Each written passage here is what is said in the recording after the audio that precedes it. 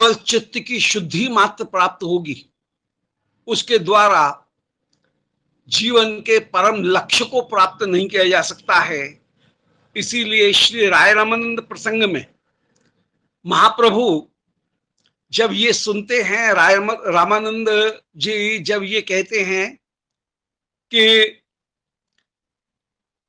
निष्काम कर्म, वर्णाश्रम धर्म वह साध्य का सार है, तो महाप्रभु कह देते हैं यही बाह्य, अर्थात यह केवल एक साधन मात्र है, इसके द्वारा जीवन के लक्ष्य को प्राप्त नहीं किया जा सकता। भगवत समर्पण करने पर भी कर्म के बंधन से निवृत्ति हो जाएगी, लक्ष्य की प्राप्ति नहीं होगी, जीवन का परम लक्ष्य प्राप्त नहीं किया जा सकता है, इसलिए वो साध्य नहीं है।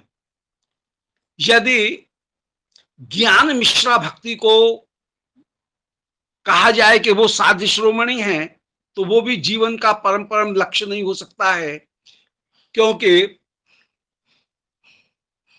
वहां पर भक्ति सहज हृदय की प्रवृत्ति के रूप में प्रवृत्त न होकर के वह भगवान की महिमा के ऊपर ही कहीं आधारित है। इसलिए उसके द्वारा, ज्ञान मिश्रा भक्ति के द्वारा उपाधि का विनाश होगा। भक्ति के बिना ज्ञान कार्य ही नहीं कर सकेगा, इसलिए उपाधि का नाश मात्र होगा, परंतु जीवन के सर्वोत्तम लक्ष्य की प्राप्ति हो जाए, ये ज्ञान मिश्रा भक्ति से भी संभव नहीं है। इसलिए श्री महाप्रभु ने ये कह दिया कि ये भी बाह्य है। जब श्री राय रामन ने ये कहा कि राग भक्ति ही जीवन का परम लक्ष्य है, तब महाप्रभु की भाषा बदल गई और महाप्रभु ने कहा यही है, आर कहो, ये भी सही है, आगे कहो। जब श्री राय रमन ने उसके आगे कहा कि शांत भक्ति वह जीवन का लक्ष्य है, साध्य श्रोमणी है, तो श्री महाप्रभु बोले ठीक है, इसके आगे कहो, क्योंकि शांत भक्ति के द्वारा श्री कृष्ण में सायुज्य की प्राप्ति होगी। उपाधि का विनाश होने पर कृष्ण में सायुज्य की प्राप्ति होगी, इसलिए यह भी कहीं मुख्य वस्तु नहीं हुई। इसके आगे कहो। तब क्रम क्रम करके श्री महाप्रभु को श्री राय रमन ने बताया कि दास्य, सख्य, वात्सल्य और मधुर भक्ति ही जीवन का परम परम सार है, साध्य श्रोमणी है। मधुर भक्ति, गोपी प्रेम, वही साध्य श्रोमणी है। महाप्रभु ये सुनकर के परम आनंदित हुए, हर बार कहते रहे कि यही है, आर कह, ये भी ठीक है, आगे कहो, आगे कहो। परंतु जब श्री राधिका प्रेम की बात कही, तब श्री महाप्रभु एकदम आनंदित हो गए और अंत में महाप्रभु ने कहा कि यही सत्य है। और महाप्रभु ने उस समय परम आनंदित होकर के श्री राधिका प्रेम को साध्य श्रोमणी स्वीकार किया। तो आज का दिन, जिसको शास्त्रों में बड़े विवेचन के बाद में तुलनात्मक रूप में साध्य श्रोमणी निरूपण किया गया, उन श्री राधिका के आविर्भाव का आज का दिन है। यदि आज श्री राधा रानी के श्री चरणारविंद का हम आश्रय ग्रहण करें, श्री राधा रानी के आविर्भाव की इस पूर्व बेला में यदि उनका हम आश्रय ग्रहण करें, तो हमको सर्वोत्तम जीवन का जो लक्ष्य है, वह लक्ष्य श्री राधिका चरण दास से प्राप्त हो जाएगा। श्री राधिका की महिमा का गायन करते हुए ये कहा कि नान्या यत सदृशी ब्रजे, उनके समान ब्रज में कोई दूसरी है ही नहीं, हो ही नहीं सकती।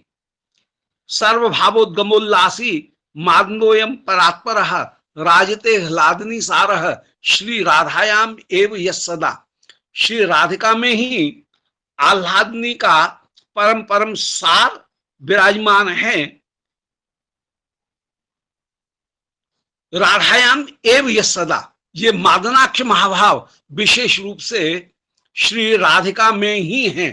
अन्यत्र मधुर प्रीति है, उस मधुर प्रीति में भी गोपिकागण उनकी प्रीति समर्था प्रीति होकर के विराजमान। उस समर्था प्रीति में भी अन्य जितनी भी गोपिकागण हैं और स्वयं श्री श्याम सुंदर, उनमें भी केवल मोदन नामक महाभाव की प्राप्ति है, इसके आगे की दशा की प्राप्ति नहीं है। परंतु श्री राधिका में, केवल श्री राधिका में ही मादन महाभाव प्राप्त है। श्री राधिका यूथ में भी मोदन भाव ही प्राप्त है, श्री राधिका में ही केवल मादन महाभाव प्राप्त है। इसलिए साध्य श्रोमणी यदि कोई वस्तु है तो वो साध्य श्रोमणी वस्तु श्री राधिका प्रेम ही है, मादनाक्ष महाभाव ही है। यहां तक एक बात, एक चैप्टर पूरा हुआ कि साध्य श्रोमणी क्या है। क्रम क्रम करके निर्धारण कर दिया गया कि साध्य श्रोमणी श्री मादन महाभाव स्वरूपा श्री राधिका प्रेम, अर्थात मादन महाभाव ही साध्य श्रोमणी होकर के विराजमान। परंतु उसके साथ में ये कह दिया गया कि मादन महाभाव केवल राधिका में ही है। अब जो चीज किसी दूसरे में हो ही नहीं सकती है, कहीं दूसरी जगह वह संभव ही नहीं है, तो उसकी तो बात करना व्यर्थ है। जंगल में मोर नाचा किसने देखा, ये वाली बात हो गई। तो ऐसी स्थिति में वो मादन महाभाव हमको कैसे प्राप्त हो, हमारा तो वहां पर अधिकार नहीं है। और आप कह रहे हो कि राजते ह्लादनी सारः श्री राधायाम एव यस सदा, वो राधिका में ही है, कहीं दूसरी जगह नहीं है। तो फिर ऐसी बात की चर्चा करना भी अनावश्यक है, उसका कोई लाभ नहीं है, जो हमको मिल ही नहीं सकता है। बोले नहीं, वो तुमको मिल सकता है। इसके बाद में जो एक चैप्टर था वो कैसे प्राप्त हो, बोले वो प्राप्त हो सकता है हमको कहीं न कहीं श्री राधिका के अनुगत्य को यदि ग्रहण करें और मंजरी भाव को ग्रहण करें तो सखी और मंजरी भाव से वह राधिका के साथ में साधारणीकरण प्राप्त करके उस प्रेम की प्राप्ति हमको भी हो सकती है। इसलिए इस चैप्टर की समाप्ति हो जाने पर इस प्रकरण की श्री महाप्रभु ने श्री राय रामानंद प्रभु से 4 प्रश्न कर डाले।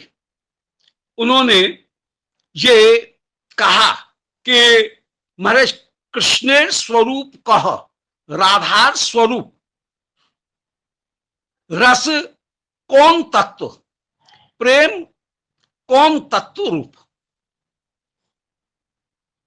जब श्री राधिका मादनाक्ष महाभाव की बात कह रहे थे तब श्री महाप्रभु ने कहा एवे से जानी ले सेव्य साध्येर स्वरूप। बोले हाँ, मैं यहां पर संतुष्ट हो गया, मैंने जान लिया कि साध्य स्वरूप जो है वो श्री राधिका का मादनाक्ष महाभाव ही है। आगे आर किछु सुनबार मन है, मेरे हृदय में आगे कुछ सुनने की इच्छा हो रही है। और आगे क्या सुनना चाहता हूं, इसके लिए महाप्रभु ने 4 प्रश्न किए कि कृष्ण के स्वरूप का वर्णन करो, राधिका के स्वरूप का वर्णन करो, रस के तत्व का वर्णन करो और प्रेम के तत्व का वर्णन करो। यहां पर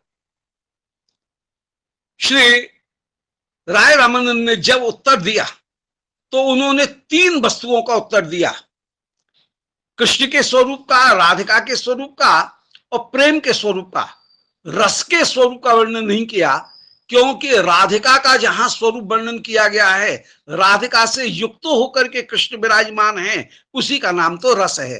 राधिका है महाभाव और श्री कृष्ण है रस।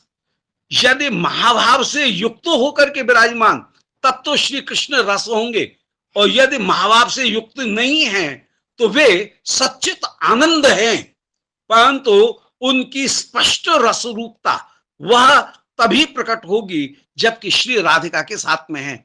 इसलिए प्रश्न थे 4, परंतु उत्तर दिया गया 3, और 3 के उत्तर में ही चौथे प्रश्न का भी उत्तर दे दिया गया। श्री राधिका का जो प्रेम है,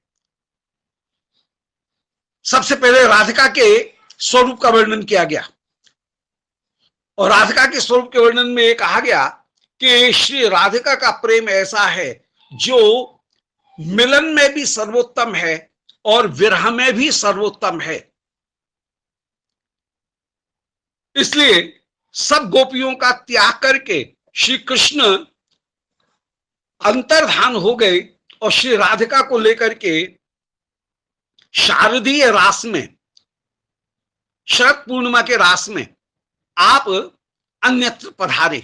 और जब गोपियों को यह पता लगा कि राधिका के बराबर न तो हम मिलन में हैं न हम विरह में हैं, तब उन्होंने श्री राधिका का अनुगत्य ग्रहण किया, और अनुगत्य ग्रहण कर लेने पर तब उनको महारास की प्राप्ति हुई। अन्यथा पहले जो रास हुआ वो रास द्वेष के कारण या प्रतिपक्ष जो है उसके कारण, उसके मिथ्या द्वेष के कारण वह सब समाप्त हो गया। मिथ्या द्वेषी विपक्षस्यात् इष्टहा अनिष्ट कारकः, और वो रस कहीं मिलन में भी अनिष्टकारी होकर के विराजमान हुआ और मिलन पूर्ण नहीं हो पाया।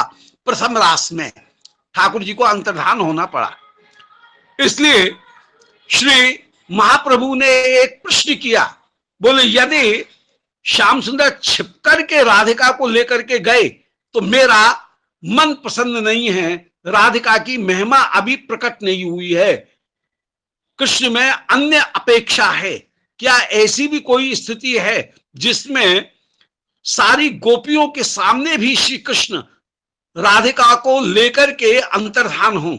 और उस समय श्री बासंती रास की लीला का श्री राय रामानंद ने वर्णन किया और ये कहा कि हाँ, एक रास ऐसा भी है जिसमें सारी गोपियों के देखते हुए भी उनके सामने उनकी परवाह न करके श्री श्याम सुंदर प्रिया जी को लेकर के अंतर्धान हुए।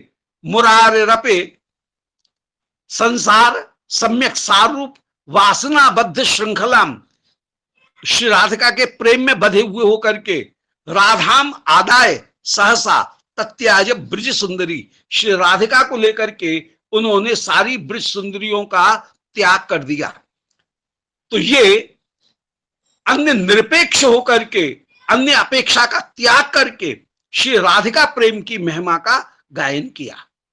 श्री कृष्ण के स्वरूप की व्याख्या करने पर यह कहा गया कि राधा प्रेम की महिमा जानने के लिए ही कृष्ण की महिमा है। कृष्ण का जितना भी वैभव है वो राधिका प्रेम की महिमा में अपने आप संगमित हो जाता है। इसलिए श्री राधा तत्व उनको जानने के लिए पहले कृष्ण तत्व के जानने की आवश्यकता होगी,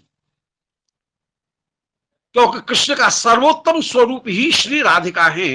राधा कृष्ण दोनों एक हैं। अब श्री राधिका के साथ कृष्ण विराजमान हैं तो रस की, कृष्ण की रस रूपता प्रकट होगी, अन्यथा उनकी आनंद रूपता तो प्रकट होगी, परंतु स्पष्ट आस्वादनीय रस रूपता प्रकट तब तक नहीं होगी जब तक कि वे राधिका के साथ में नहीं हैं। उनका ब्रह्म रूप प्रकट हो जाएगा, परंतु वह कहीं अप्रकट आनंद रूप ब्रह्म रूप है। परंतु प्रकट आनंद रूप जो ब्रह्म स्वरूप है, रस रूप है, वह तभी प्रकट होगा जब राधा संगे यदा भाति तदा मदन मोहनः, अन्यथा विश्व मोहोपि स्वयं मदन मोहितः। राधिका के बिना कृष्ण मदन तो हैं परंतु मदन मोहन नहीं है। जब राधिका के साथ में हैं तभी वे मदन मोहन होकर के विराजमान है। इसलिए रस तत्व को छोड़ दिया, राधिका और कृष्ण की महिमाओं का गायन करके ही रस तत्व का निरूपण कर दिया गया। अब रहा प्रेम तत्व। उस प्रेम तत्व का ही निरूपण करते हुए कह रहे हैं कि सेई महाभाव है चिंतामणि सार, कृष्ण वांछा पूर्ण करे यही सब कार्य। कि श्री महाभाव ही चिंतामणि सार होकर के विराजमान है। महाभाव श्री राधिका का में विराजमान जो मादन महाभाव है वही प्रेम का तत्व होकर के जान सबसे सब वस्तु होकर के विराजमान हैं। इसलिए चारों प्रश्नों का ही उत्तर दे दिया। तो आज का दिन वह दिव्य दिन है जहां पर के सर्वोत्तम साध्य पदार्थ श्री राधिका प्रेम उसका स्थापन किया। उस प्रेम का आस्वादन हम यदि स्वयं नायिका बनकर के श्री कृष्ण के अधरामृत का पान करना चाहें तो हम नहीं कर सकते हैं। उसके लिए श्री मंजरी स्वरूप को धारण करके हमको यदि विराजमान होना पड़े, यदि मंजरी स्वरूप को हम स्वीकार करें तो हम श्री राधिका प्रेम का आस्वादन भी प्राप्त कर सकते हैं। और उसके लिए श्री किशोरी जी कृपा करके यदि अपनी स्वरूप जीव को उसकी स्वरूप सिद्धि प्रदान करें उनकी कृपा के द्वारा, तब जाकर के वह उस माधुर्य का आस्वादन प्राप्त करेगा। स्वरूप सिद्धि का तात्पर्य है लीला परकर होकर के हम भी कहीं विराजमान हो और उस लीला परकर के भाव को आज के दिन विशेष रूप में हम साधन अवस्था में भी ध्यान करें। श्री राधिका का प्रकट लीला में जो जन्म हुआ वैसे ही साधक भी परकर का एक भाग बन करके, प्रकट लीला का एक भाग बन करके वहां श्री प्रियालाल की सेवा करते हुए विराजमान हो। इसलिए प्रकट लीला के जन्म लीला को समझने की भी बड़ी आवश्यकता होती है। अब श्री राधिका जन्म लीला का शास्त्रों में अनेक अनेक जगह वर्णन किया गया है।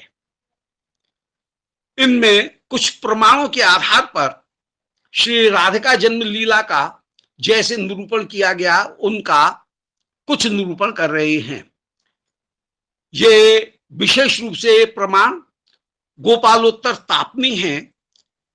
इसी तरह से यद्यपि वैष्णव आचार्यों ने, गौड़ीय वैष्णव आचार्यों ने उन प्रमाणों को कहीं उल्लेख पूर्वक तो नहीं दिया, परंतु श्री गर्ग संहिता में उन प्रमाणों को और श्री राधिका जन्म का बड़ा सुंदर वर्णन किया गया।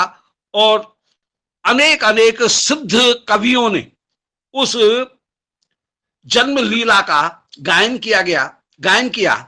विशेष रूप से गर्ग संहिता को ही आधार बना करके श्री इस युग के एक सिद्ध महापुरुष श्री राधा बाबा गीता प्रेस गीता बाटका गोरखपुर के, उन्होंने भी श्री राधा जन्म लीला का जय जय प्रीतम महाकाव्य में बहुत विस्तार पूर्वक उन्होंने उसका वर्णन किया। इसी प्रकार श्री रूप गोस्वामी पाद ने कृपा करके श्री ललित माधव नाटक में श्री राधिका जन्म उस लीला का कहीं संकेत किया और उन्होंने ये स्थापन किया श्री रूप गोस्वामी जी ने कि कैशोरे गोप कन्यास्ता यौवने राज कन्या। स्कंद पुराण का एक वचन है कि किशोर अवस्था में जो गोप कन्याएं थी वे ही यौवन अवस्था में राज कन्याएं हुई। इसी प्रकार श्री ललित माधव में एक पुराण के श्लोक को दिया गया, पद्म पुराण के श्लोक को, कि षोडशैव सहस्त्राणि गोप्य सत्र समागता।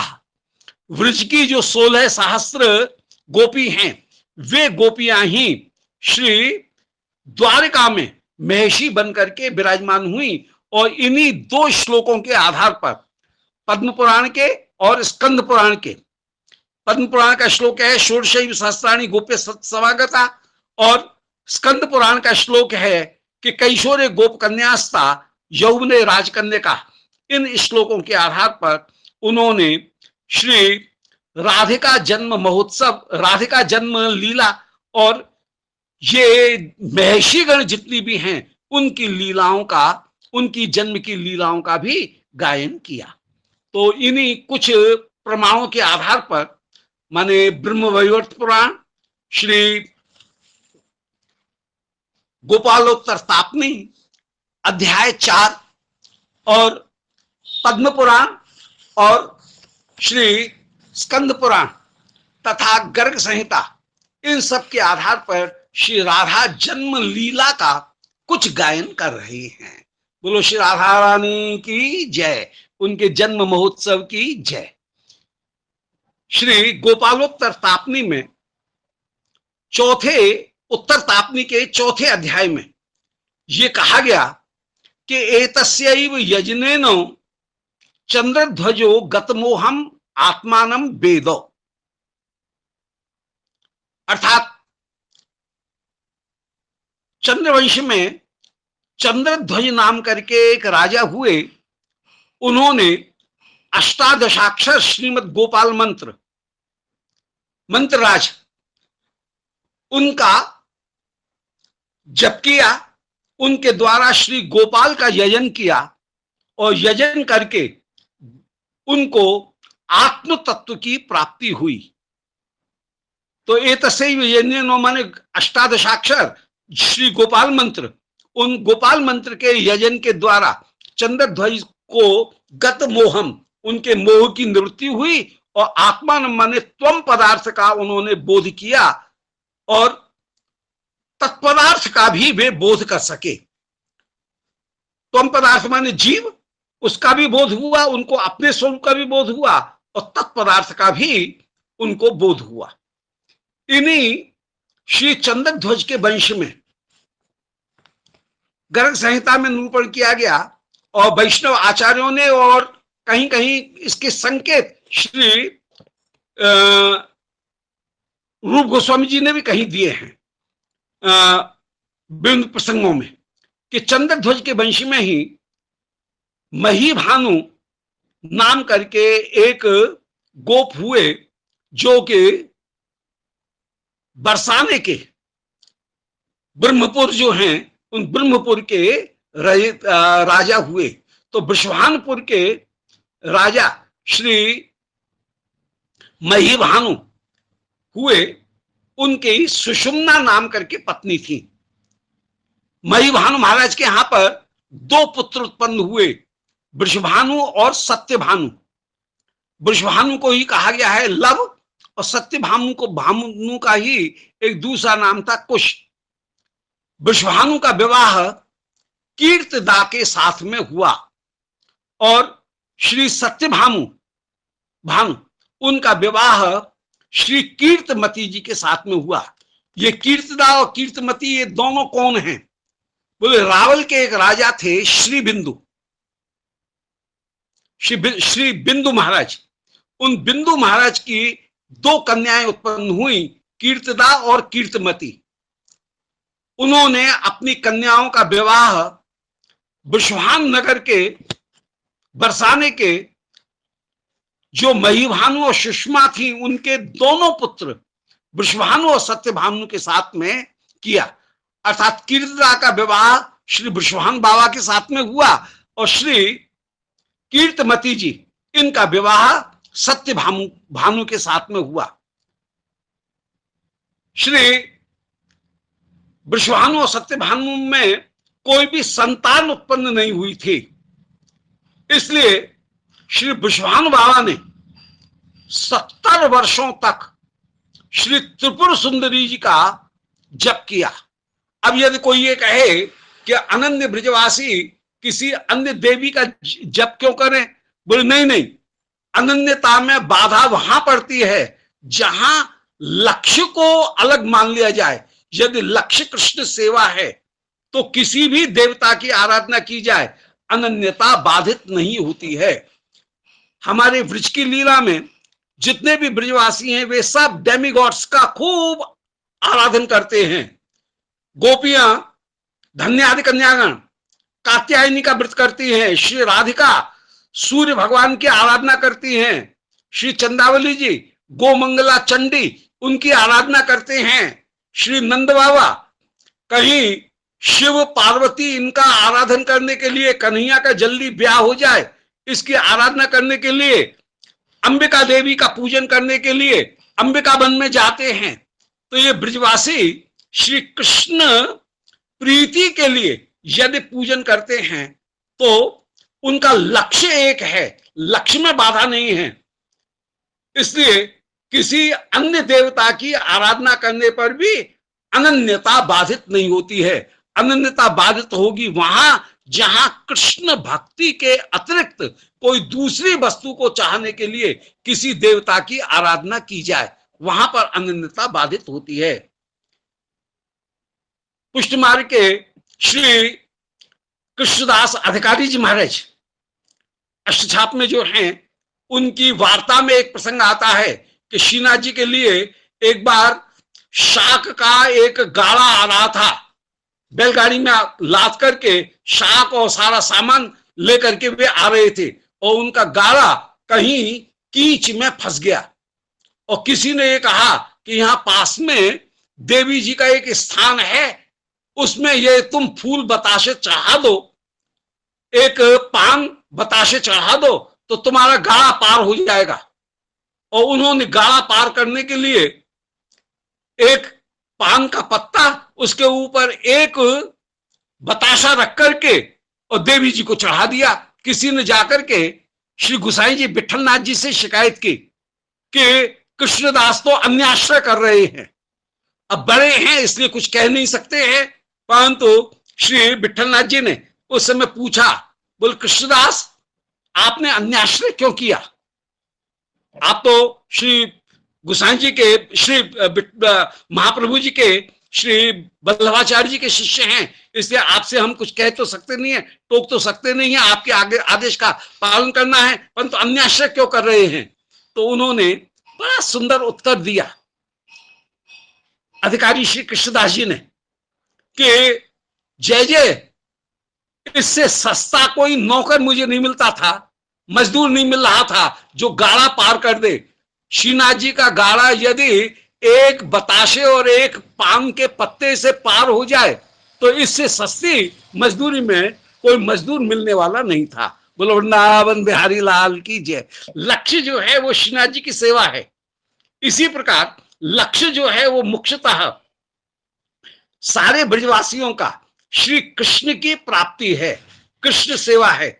इसलिए श्री विश्वान बाबा ने 70 वर्षों तक त्रिपुर सुंदरी का जब सेवन किया, उनका आराधन किया, तो देवशयनी एकादशी, आषाढ़ शुक्ल एकादशी के दिन देवी जी प्रकट हुई और देवी जी ने, श्री त्रिपुर सुंदरी ने 2 वरदान दिए। बोले राजन, तुमने जिस उद्देश्य को लेकर के ये मेरा आराधन किया है, मैं प्रसन्न हुई हूं, जाओ मैं तुमको 2 वरदान देती हूं।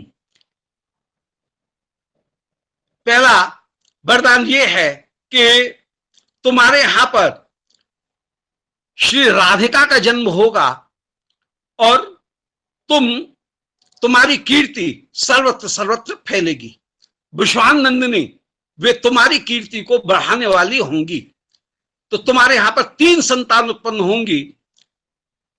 सबसे पहले श्री नाम उत्पन्न होंगे, फिर इसके बाद में राधिका, और फिर इसके बाद में एक कन्या का और जन्म होगा, श्री मंजुश्यामा अनंग मंजरी, उनका भी तुम्हारे यहां पर जन्म होगा। जहां पर कोई गुरु परंपरा प्राप्त नहीं होती है, वहां पर श्री अनंग मंजरी जी, उनका आश्रय ग्रहण करने पर नुकुंज की प्राप्ति हो जाती है। अनंग मंजरी जी की ऐसी अपूर्व महिमा, मंजुश्यामा की, श्री अनंग मंजरी जी की अपूर्व महिमा, और सभी सिद्ध प्रणालियों में श्री अनंग मंजरी जी उनका बड़ा आदर के साथ में स्मरण किया जाता है। उनकी कृपा के द्वारा ही नुकुंज में प्रवेश की प्राप्ति होती है। तो ये पहला वरदान दिया कि तुम्हारे यहां पर 3 संतानें ये उत्पन्न होंगी। और दूसरा वरदान दिया कि श्री कीर्तिमती, कीर्तिदा मैया की जो बहन है और जो श्री सत्यभानु को विवाही हैं। कीर्ता विवाही थी श्री विश्वान बाबा को, और कीर्तमती ब्याही हैं श्री सत्यभानु को। उन सत्यभानु के यहां पर भी परम सुंदर एक कन्या का जन्म होगा, कुंदवल्ली, जो श्री राधिका की परम प्रिय सखी होकर के विराजमान होंगी। ऐसा आशीर्वाद देकर के श्री त्रिपुर सुंदरी अंतर्धान हुई हैं। 1 वर्ष बाद श्री सत्यभानु और श्री कीर्तमती जी, इनमें परम सुंदरी कन्या श्री कुंदवल्ली का आषाढ़ शुक्ल एकादशी के दिन, देवशयनी एकादशी के दिन जन्म हुआ। श्री कुंदलता जी लीला की मुख्य साधिका होकर के विराजमान, और ये कौंदी सखी ही श्री श्याम सुंदर को अनेक अनेक बार राधा वेश धारण करा देती हैं। और श्री राधिका ये वृंदा का वेश धारण करा करके कभी विराजमान होती हैं। कभी श्री श्याम सुंदर को गोपी वेश धारण कराना हो प्रिया जी को मान में मनाने के लिए, तो कुंदलता का ही आश्रय ग्रहण करते हैं, और कुंदलता इनको कहीं सुंदर रथांगी वेश धारण करा करके श्री प्रिया जी के मान को दूर करा देती है। इस प्रकार पहला वरदान फलीभूत हुआ कि श्री सत्यभानु, उनके यहां पर कुंदवल्ली जी का जन्म हुआ। ये श्री कुंदवल्ली जी ही उपनंद गोप के पुत्र उनको विवाही हैं, और श्री कृष्ण के साथ में ये बड़ी सख्य प्रीति रखती हैं, और श्री राधिका के साथ में कृष्ण के मिलन में कुंदवल्ली जी अभिसार में सर्वदा सहयोगिनी होकर के विराजमान होती हैं। कुंदवल्ली जी के जन्म के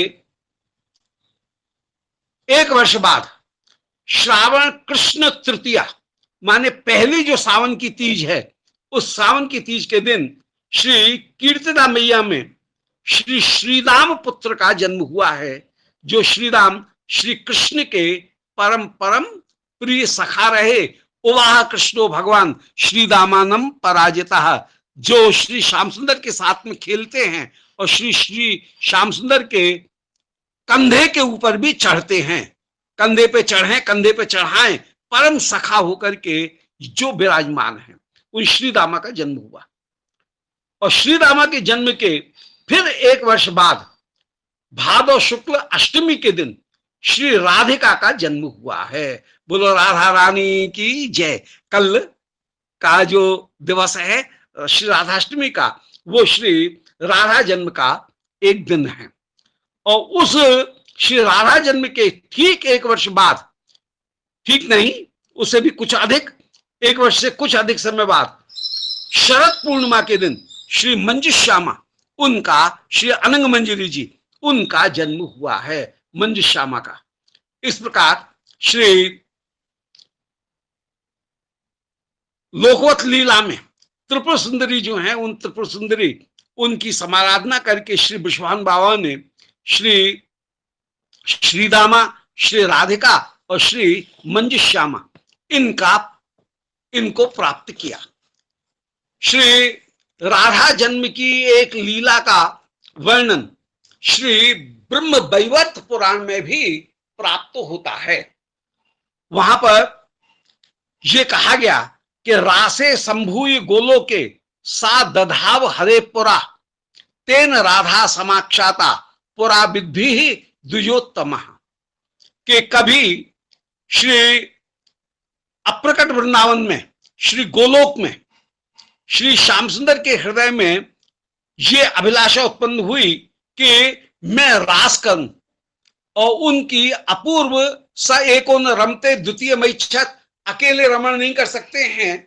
उनके हृदय में जो श्री प्रिया विराजमान हैं, वो ही उनके अंग से चारों ओर जो तेज फैल रहा है, वो तेज जहां फैल रहा था, उस मंडल के सीमा में वो तेज ही श्री राधिका के रूप में प्रकट हुआ।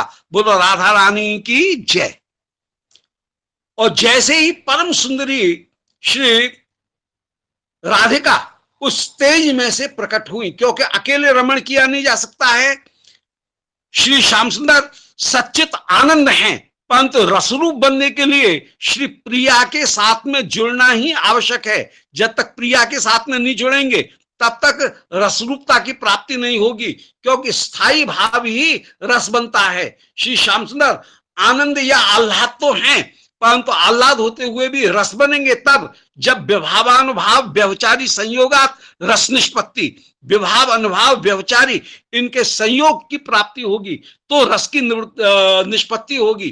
तो आनंद रूप श्री श्याम सुंदर रसरूप बनने के लिए, जब लीला बिहारी होने के लिए अभिलाषा करते हैं, तो उनके श्रीअंग से ही श्री राधिका उत्पन्न होती हैं, जो कि रस की आश्रय हैं, श्याम सुंदर रस के विषय हैं, और आश्रय और विषय मिलकर के तब श्याम सुंदर रस रूप बनते हैं। अन्यथा वे आनंद तो हैं, अप्रकट आनंद हैं, परंतु प्रकट आनंद वे तब बनेंगे जब श्री राधिका के साथ संग में विराजमान होंगे, मदन मोहन होकर के वे विराजमान होंगे। अन्यथा वे मदन ही रहेंगे, मोहन नहीं हो पाएंगे। तो रासे संभूय, रास में श्री राधिका प्रकट हुई गोलोक में, और साथ दधाव हरे पुरा, और दौड़ करके वे श्री राधिका श्री श्याम सुंदर के सामने आई और उनके बाएं भाग में गलवैया दे करके श्री प्यारे के साथ में खड़ी हो गई हैं।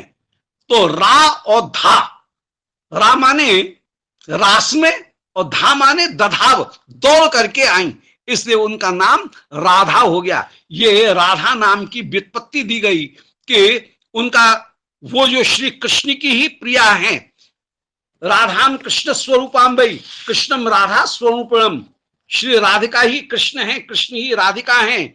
एक आत्मानम, वे एक स्वरूप कलात्मानम होकर के विराजमान हैं। वो ककार लकार विलास रूप होकर के, कलात्मानम होकर के, विलास रूप होकर के विराजमान हैं। उनका हम ध्यान कर रहे हैं।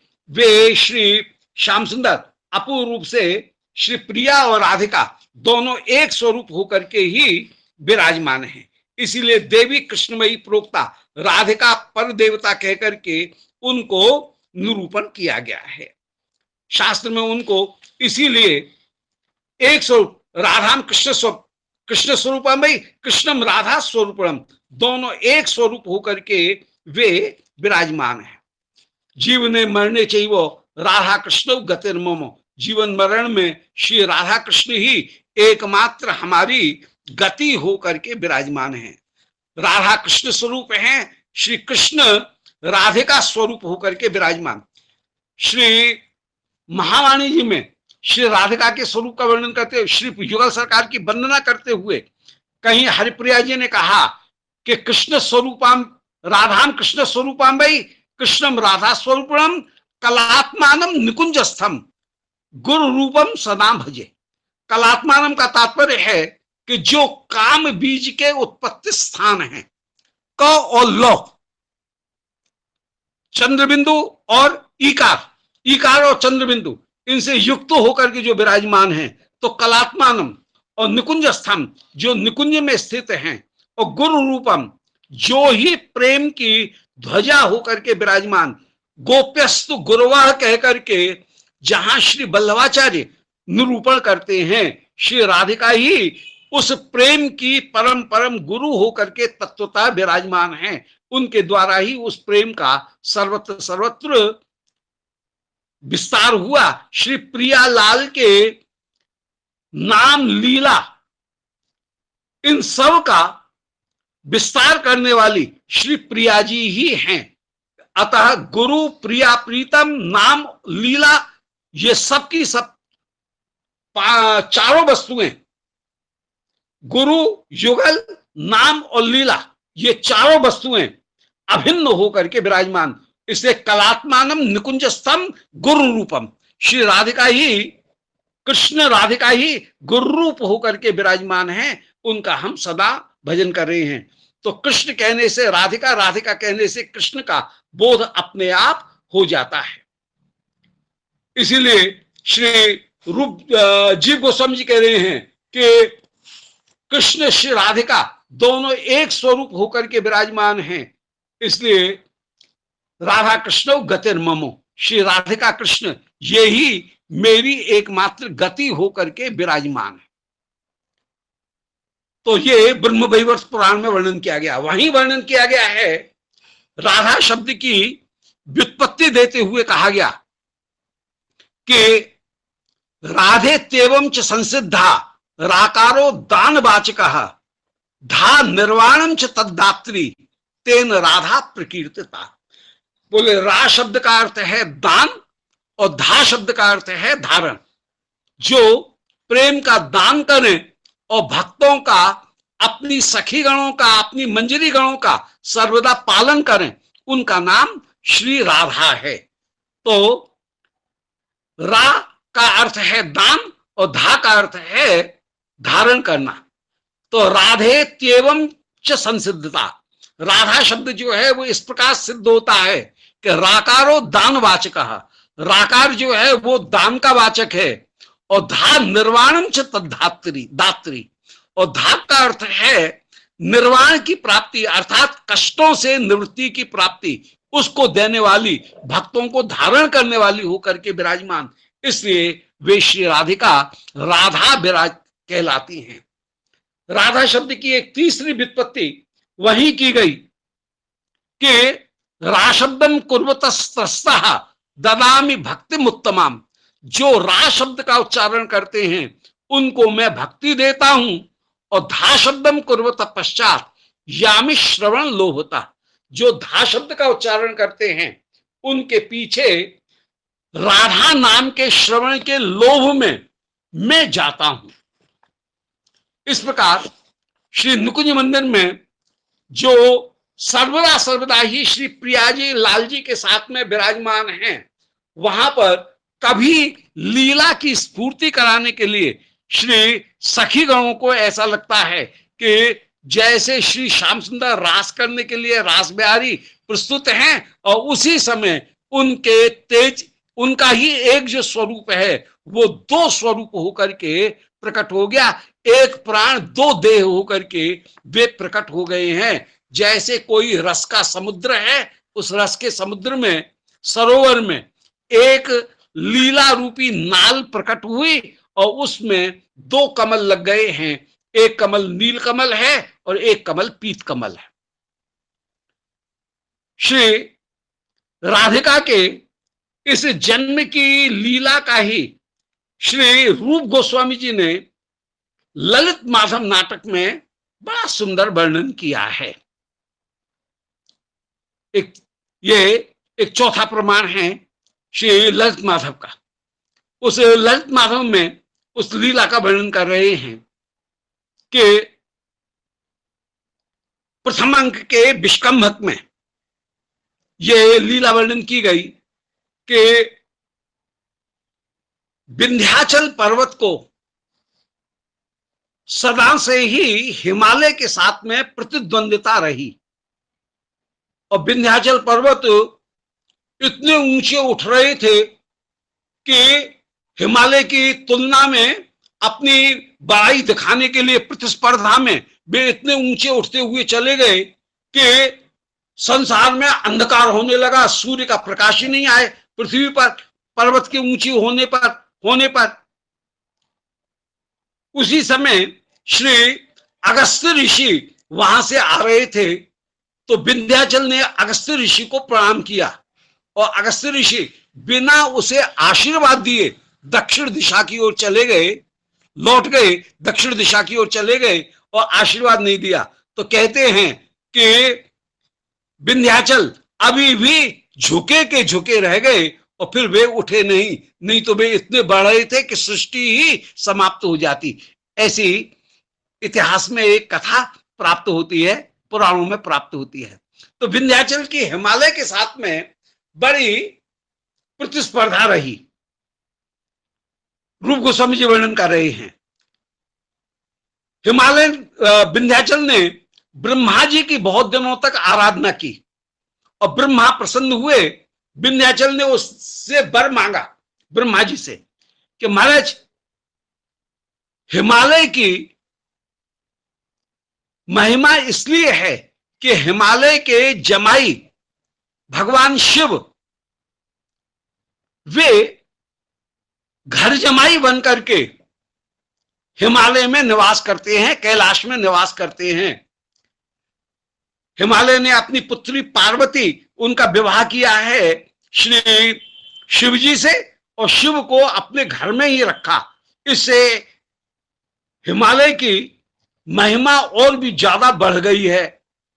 आप भी मुझे ऐसा वरदान दो कि हिमालय के पास में तो एक बेटी, मुझे 2 बेटी ऐसी प्राप्त हों, जिन बेटियों की जो जमाई हों, जिन बेटियों का विवाह में जिस जमाई के साथ में करूं, जिस वर के साथ में, वो वर सदा सदा मेरे घर में रहे और मेरे घर में रहने पर उसकी महिमा, मेरी भी महिमा बढ़े।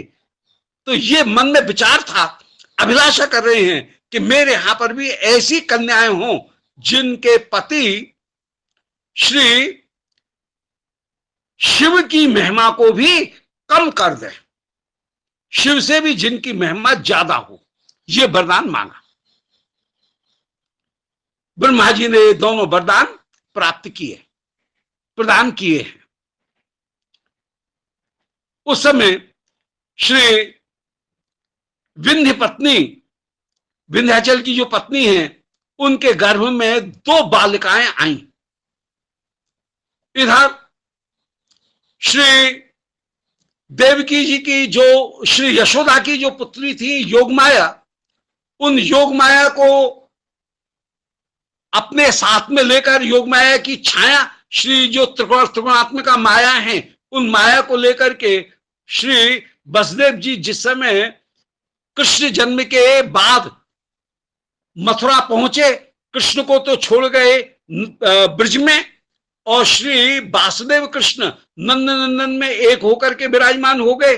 और जब वे यशोदा की पुत्री को बदल करके उठा करके ले गए, और यशोदा की पुत्री को लेकर के जब मथुरा में कंस के कारागार में पहुंचे, बालिका रोई, और उसके रोने को सुनकर के कंस एकाएक आया, और उसने देवकी के गोदी में जब एक बालिका को देखा, तो उस नवजात बालिका को उन्होंने खींच लिया कंस ने, और उसे जो मारने का प्रयत्न किया, इतने में ही वे आकाश में विंध्यवासिनी देवी बनकर के विराजमान हुई, जो योग माया बनकर के विराजमान हुई। और उन्होंने ये कहा कि अरे कंस, मुझे मार भी देता तो तुझे क्या मिलेगा? यद्यपि तू मुझे मार नहीं सका है, परंतु मार भी देता तब भी तुझे, तेरी मृत्यु से बचाव नहीं हो सकता है, क्योंकि तुझे मारने वाला तो कहीं ना कहीं तेरा शत्रु जन्म ले चुका है। और ऐसा कहकर के वो आकाश में अंतर्धान हो गई। कंस को जब ये पता लगा कि मेरे मारने वाला कोई उत्पन्न हो चुका है, तो उसने पूतना को भेजा कि जितने भी बालक हैं उन सबों का हरण करके तुम लाओ। तो पूतना जब चली, तो श्री विंध्याचल की पत्नी के गर्भ में जो 2 बालिकाएं थी, उन बालिकाओं का भी उसने हरण का, अनेक बालकों के हरण के साथ साथ उस विंध्याचल की पत्नी, उनके गर्भ में जो बालिकाएं थी, उन दोनों बालिकाओं का भी उसने हरण किया। जब हरण किया तो उसी समय विंध्याचल घबराए, और विंध्याचल ने अपने पुरोहित को सूचना दी, बोले महाराज, कन्या का हरण किया जा रहा है गर्भ में से। विंध्याचल के पुरोहित ने उस समय रक्षोघ्न मंत्र पढ़े, और जैसे ही रक्षा मंत्र पढ़ा, वैसे ही वो जो बालिका थी, वे बालिका पूतना के हाथ से छूट गई। पूतना उन बालिकाओं को लेकर के भाग रही थी, पूतना के हाथ से वे बालिकाएं मंत्र के प्रभाव से छूट गई और नदी में गिरी।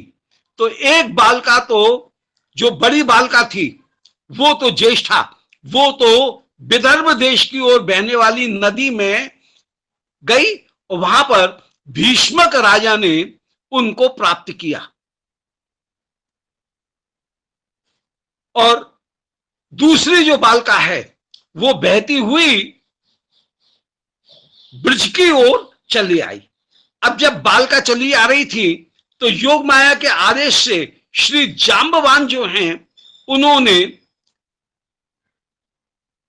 श्री भीष्मक राजा से उस चंद्रावली को मांगा और चंद्रावली को मांग करके पौर्णमासी जी को दे दिया। और पौर्णमासी जी ने उस बालिका को ला करके ब्रिज में कराला जी को दे दिया।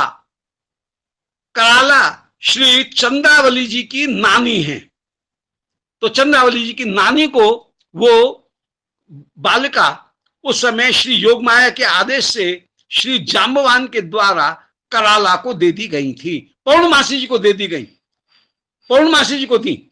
और पौर्णमासी जी ने उसे कराला को प्रदान कर दिया कि अरे ये परम सुंदर बालिका है, इसका ये तुम्हारी ही बालिका है, इस बालिका का हरण किया जा रहा था और हरण करके योगमाया ने इस बालिका को जो हरण किया गया था वो बालिका मुझे मिल गई है, मैंने अपने प्रभाव से इस बालिका को हरण होने से बचा लिया है, इसको अब तुम रखो। ऐसा कहकर के कराला जो है वो कराला ने उस बालिका को श्री चंद्रभानु को प्रदान किया है और श्री चंद्रभानु जी जो हैं उन चंद्रभानु जी ने उस बालिका का पालन किया। वो ही श्री चंद्रभानु की पुत्री चंद्रावली होकर के विराजमान हुई हैं। श्री चंद्रावली जी श्री चंद्रभानु गोप की ही औरस पुत्री, परंतु योगमाया के द्वारा इनका हरण करके जैसे श्री बलदाऊ जी का आकर्षण करके योगमाया के द्वारा देवकी के गर्भ से रोहिणी में स्थापन कर दिया गया था, इसी प्रकार श्री ब्रह्मा के वचनों को सत्य करने के लिए योगमाया ने पहले श्री चंद्रावली जी इनका हरण करके स्थापन कर दिया विंध्याचल की पत्नी में। फिर विंध्याचल की पत्नी से पूतना लेकर के भागी। एक बार हरण हुआ, उस बालिका का आकर्षण हुआ योगमाया के द्वारा और दोबारा उसका आकर्षण हुआ पूतना के द्वारा। पूतना के हाथ से फिसल करके वो बालिका पौर्णमासी जी के पास में मिली श्री जांबवान के द्वारा और पौर्णमासी जी ने इसे कराला को दिया है। चंद्रभानु गोप अपनी हरण की गई पुत्री को दोबारा प्राप्त करके परम परम आनंदित हुए और बाद में इन्हीं श्री चंद्रावली जी का पतिमन्य गोप के रूप में गोवर्धन मल्ल के साथ में विवाह हुआ जो भरुंडा का पुत्र है। तो श्री चंद्रावली जी की सास का नाम है भरुंडा, चंद्रावली जी के पतिमन्य गोप का नाम है गोवर्धन मल्ल, गोवर्धन गोप। इनके पिता का नाम है श्री चंद्रभानु और नानी का नाम है कराला। ये पहली पुत्री की बात हुई। अब दूसरी पुत्री वे ही हैं श्री राधिका। ये ब्रज की ओर आने वाली श्री यमुना नदी, उस यमुना नदी में पूतना के हाथ से छूट करके गिरी और पूतना के हाथ से जब गिरी तो इनको श्री पौर्णमासी जी ने एकदम पहचान लिया है कि मूलतः ये वृषभान गोप की औरस पुत्री हैं। ब्रह्मा के आग्रह से एक नैशा ने इसे कीर्तिदा मैया के गर्भ से आकर्षण करके विंध्य पत्नी में स्थापित कर दिया है और वहीं से पूतना ने इसका हरण किया होगा। परंतु पूतना विंध्याचल के जो पुरोहित थे उनके द्वारा किए गए रक्षा मंत्र के द्वारा घबरा करके उसके हाथ से एक कन्या छूट गई है और वो छूट करके यहां यमुना जी के ऊपर तैरती हुई आ रही है, इसको मैं उठाऊं। इतने में ही क्या हुआ कि श्री वृषभान बाबा प्रातः काल के समय श्री यमुना जी स्नान करने के लिए गए और जैसे ही उन्होंने श्री यमुना जी में स्नान किया और स्नान करके जो गोता लगा करके ऊपर उठे, सो ही सामने कमल के ऊपर परम सुंदर एक कन्या को लेटा हुआ उन्होंने देखा। और इतने में आकाशवाणी हुई कि ये तुम्हारी पुत्री है, जिसका गर्भ से हरण कर लिया गया था, परंतु तुम घबराओ मत, तुम्हारे भाग्य से वो लौट बेटी तुम्हारे पास में ही लौट आई है, इसको उठाओ। श्री विश्वान बाबा ने जैसे ही उठाया, इतने में पौर्णमासी जी भी वहां आ गई हैं, और पौर्णमासी जी भी कह रही हैं कि ये तुम्हारी ही पुत्री है, मैं इसकी गारंटी दे रही हूं। और उस समय श्री विश्वान बाबा अत्यंत अत्यंत आनंदित हुए हैं, और उन्होंने श्री विश्वान बाबा से पौर्णमासी जी ने कहा कि अब आप घर जाओ। और उस बालिका को लेकर के श्री विश्वान बाबा जिस समय घर पे आए, घर पे आते ही उन्होंने उस बालिका को श्री कीर्ति मैया की गोदी में दिया। तत्वतः श्री राधिका वृषभान नंदिनी ही हैं। श्री कीर्ति मैया अपने गर्भ से अंतर्धान हुई, चुराई गई उस बालिका को दोबारा प्राप्त करके परम परम आनंदित होकर के विराजमान हुई।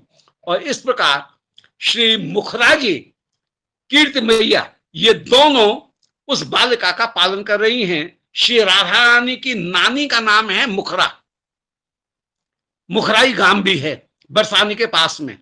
इनके पिता हैं वृषभानु बाबा, माता हैं श्री राधा रानी की कीर्तिदा मैया। इनकी पतिमन्य गोप हैं अभिमन्यु। इनकी सास, पतिमन्य सास, वो जटला हैं। अभिमन्यु की माता, उनका नाम है जटला, और ननद कुटला है। जो जटला कुटला ये मिलन में अनेक अनेक बार बाधा उत्पन्न करती हैं। और श्री विदग्ध माधव, ललित माधव नाटक में उनके, और विदग्ध माधव में श्री अभिमन्यु जटला कुटला, इनके द्वारा मिलन में अपूर्व बाधा उत्पन्न करके श्री राधा रानी के प्रेम को और भी अधिक बढ़ाया गया है। अब माथुर वियोग होने पर श्री राधा रानी एकदम व्याकुल हो गई। ब्रज की सारी लीलाएं संपन्न हुई। 11.5 वर्ष के बाद में श्री कृष्ण, 11 वर्ष 5 महीने, इसके बाद में श्री कृष्ण जब मथुरा पधारे, श्री राधिका को महा वियोग हुआ। अब वो जन्मदिन के दिन वो लीला अच्छी तो नहीं लगती है, परंतु महा वियोग हुआ कि वो संकेत कर रहे हैं। उस समय श्री राधिका ने यमुना जी के किनारे जब गई तो यमुना जी में ही मूर्छित होकर के गिर गई। और श्री विशाखा भी उनके पास में थी। विशाखा भी श्री यमुना जी में जैसे ही मूर्छित होकर के गिरी, श्री यमुना जी ने, यमुना है सूर्य पुत्री, श्री विशाखा और श्री राधिका, इन दोनों को ले जाकर के सूर्यमंडल में स्थापित किया। और सूर्यमंडल में स्थापित करके वहां श्री सूर्य भगवान की जो पत्नी हैं संज्ञा जी, उन संज्ञा जी को प्रदान किया। और सूर्य भगवान और श्री संज्ञा, इन्होंने अपनी बेटी बना करके श्री राधिका को अपने पास में सूर्यमंडल में ही रखा। कालिंदी जी को भी वहीं रखा, और कालिंदी जी को वहीं रख करके दोनों विराजमान हुई। अब इसके बाद में सत्राजित जो हैं वो सूर्य के सखा थे। सत्राजित ने कहा, बोले महाराज आप मुझे अपना सखा तो कहते हो, परंतु सखा का तेज तो सखा जैसा होना चाहिए। तुम्हारा इतना तेज और मैं ऐसा पिद्दी सा, मरियल सा, इसलिए मुझे यदि अपना सखा सिद्ध करना चाहते हो तो मुझे भी वही तेज प्रदान करो अपने जैसा। तब श्री सूर्य भगवान ने सत्राजित को अपनी मणि प्रदान की है, और उस मणि के प्रसंग में, और वो कन्या भी प्रदान की कि ये कन्या भी तुम रखो। तो उस कन्या के द्वारा फिर मणिहरण प्रसंग में वे ही श्री राधिका सत्राजित की अपनी पुत्री होकर के विराजमान हुई हैं। और फिर श्री कृष्ण के साथ में इनका विवाह हुआ। जब रुक्मणी जी का विवाह हुआ, श्री रुक्मणी चंदावली हैं, श्री रुक्मिणी जी जो हैं वो ब्रिज में जो श्री चंद्रावली जी थी उनको ही मान करके श्री भीष्मक राजा ले गए। कृष्ण के मथुरा चले जाने के बाद में भीष्मक राजा उस बालिका को मान करके ले गए कि मुझे योग माया के द्वारा ये पता लगा है कि मेरी बालिका वो यहां है, आप प्रदान करो। और उस समय ब्रजवासियों ने विरोध भी नहीं किया, श्री चंद्रावली जी को प्रदान कर दिया। वो चंद्रावली ही रुक्मणी होकर के द्वारका में प्रसिद्ध हुई और कैशोरे गोप कन्यास्ता यौवने राजकन्या। इस प्रकार स्कंद पुराण के इन वचनों के आधार पर श्री राधिका ही सत्यभामा हुई, श्री चंद्रावली जी ही प्रधाना रुक्मणी होकर के विराजमान हुई। इसी प्रकार ब्रज की ललता को जाम्बवान ले गए, वे जाम्बवती होकर के विराजमान हुई। जो ब्रज की कालिंदी जी थी वे ही ब्रज की विशाखा, वे ही कालिंदी होकर के विराजमान हुई। ब्रज में जो पद्मा चंद्रावली जी की सखी हैं वे ही नागनिजति हो गई। ब्रज में जो शैव्या हैं वे ही मित्रविंदा हो गई। ब्रज में जो श्यामला है वही लक्ष्मणा और ब्रज की भद्रा ही भद्रा। इस प्रकार और 16,000 जो ब्रज की धन्यादि कन्यागण थी वे ही 16,000 महिषी होकर के विराजमान हुई, जिनको नरकासुर ने हरण कर लिया था और श्री कृष्ण के साथ में इनका मिलन हुआ। एक स्वरूप से तो ये सारी ब्रज गोपिकागण ब्रज में मूर्छित होकर के पड़ी हैं और एक स्वरूप से ये सारी गोपिकागण एक अंश से दूसरे प्रकाश भेद से ये पुर में पहुंची और पुर में पहुंच करके वहां कृष्ण के साथ में इनका जब मिलन हुआ तो इनको परम आनंद की प्राप्ति हुई। परंतु इन सब के हृदय में ये एक ही अभिलाषा, श्री राधा रानी अंत में जब सत्यभामा के रूप में कृष्ण को प्राप्त हो गई उस समय वे यही अभिलाषा करती हैं कि हमें पुनः श्री ब्रज में श्याम सुंदर के साथ में राधिका रूप में ही मिलन की प्राप्ति हो।